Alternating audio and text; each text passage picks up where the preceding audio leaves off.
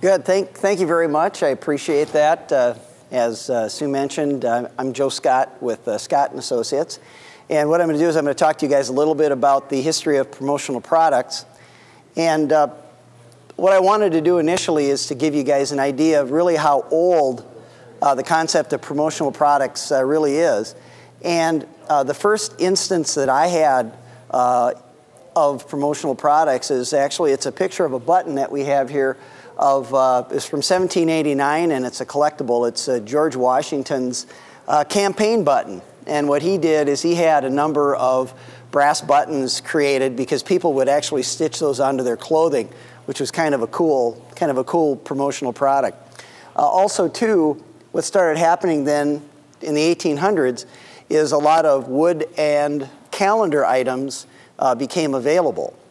And as we know, calendars are a huge part of promotional products today. Kind of a significant piece, when you think about the late 1800s, was actually when the industry was born. And there's a fellow named Jasper Meeks, and he was in a small town. He owned a printing press, and he actually printed the local newspaper. And as an entrepreneur would do, he was trying to think, well, how can I use my printing press to do other things? And as legend would have it, he was sitting on the front porch of his print shop, and I'm sure it was a rainy day, and I think we all know back in the day the streets were made out of dirt. There's a lot of mud. I'm sure the kids were splashing around on their way to school having a great time. And one of the kids dropped his books into the mud. And what ended up happening is Jasper thought about that a little bit, and he went, now wait a minute. If I can print the logo of that hardware store across the street on this book bag, I could probably sell those book bags to the guy that owns the hardware store, and then he could give them away for advertising. So that's exactly what he did. He created at least what we consider to be the first promotional product. And that was successful. And then the next thing that he did was he did the same thing with horse blankets, and one thing after another. So that's how the promotional products industry was born. A number of other people got into the act because calendars have been around forever. And one of the things that happened is that people started getting the idea, and maybe from Jasper Meek, is that maybe we should put some advertising on these calendars. So a number of guys, Henry D. Beach, Thomas Murphy, and Edward Burke Osborne had a calendar company, and what they started doing is they started adding advertising to these calendars. And at their full peak, their company was operating in multiple different countries, had dozens of printing plants, so it was a very, very successful endeavor. So that's kind of how things got started in kind of like the mid-1850s and the late 1850s. Some specific information and some dates about our industry is, and I'm not going to go through and read all these things to you, but you can see that in the early part in the 1900s, there were 12 companies that ended up getting together, and there were promotional products manufacturers. So they had their first meeting in 1904. That entity continued to grow. They had their first trade show, had 32 exhibitors. Just about the time the stock market crashed, they ended up tripling in size. And then we have the Advertising Specialties National Association, Specialty Advertising Association. I think some of you probably remember that. Those of you who have been in the industry for 20 to 30 years, you recall that.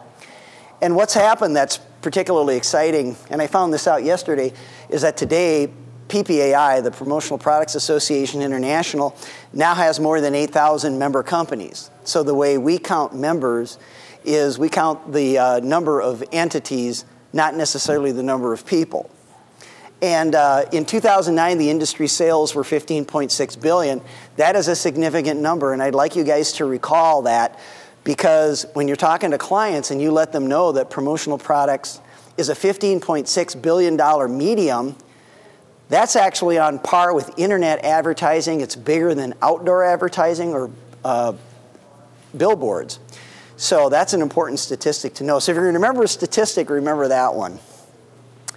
Now, out of that $15.6 billion, sometimes it's interesting to note how many categories there are and what percentage make these up. If you take a look here, the top 10 wearables, that's 30%. So that's about $5 billion worth of polo shirts and caps and t-shirts and stuff that are sold for advertising purposes. That's followed by writing instruments. That's about 1.3 billion. But as you kind of go through and take a look at this list, it's important to see what these breakdowns are, because what's going to happen, and it's probably happened to you in the past, is that a client is going to say, well, what kind of ideas do you have? And it's always nice to be able to pull out research like this and say, here's what people are buying. And the reason why they're buying certain things is they happen to work really well. So, and all this data that I have here, you can get that on the PPAI website in the research area. So that's something that's kind of interesting. One of the things, too, is that a lot of our clients use some of these descriptions as interchangeable, and quite frankly, they're not. And if you take the time to learn what some of these things mean, you can be a lot more educated and then help educate your clients. So for example, an incentive, that's something, you get something in exchange for doing something. Like for example, a sales incentive is really common. Then a premium. So if it's exchange for a purpose or a purchase. So for example, you send in 3 box tops and then you get yourself a cereal spoon or something like that. That's pretty common in the packaged goods area. An award, you can have a sales incentive and a sales award. And that's also exchanged for performance. Gifts, we just all probably finished our 4th quarter where we had a lot of holiday gifts, and that's a big part of our industry as well.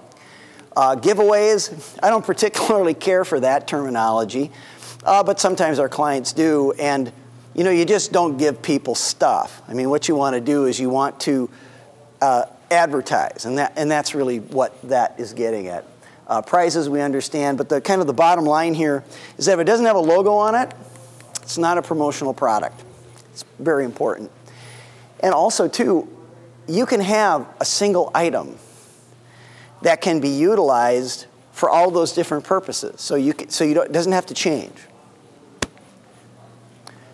Now, I want to tell you a little bit about the Promotional Products Association International, and then also its relationship with regional associations. PPAI is headquartered in suburban Dallas, and there are also 28 regional associations around the United States.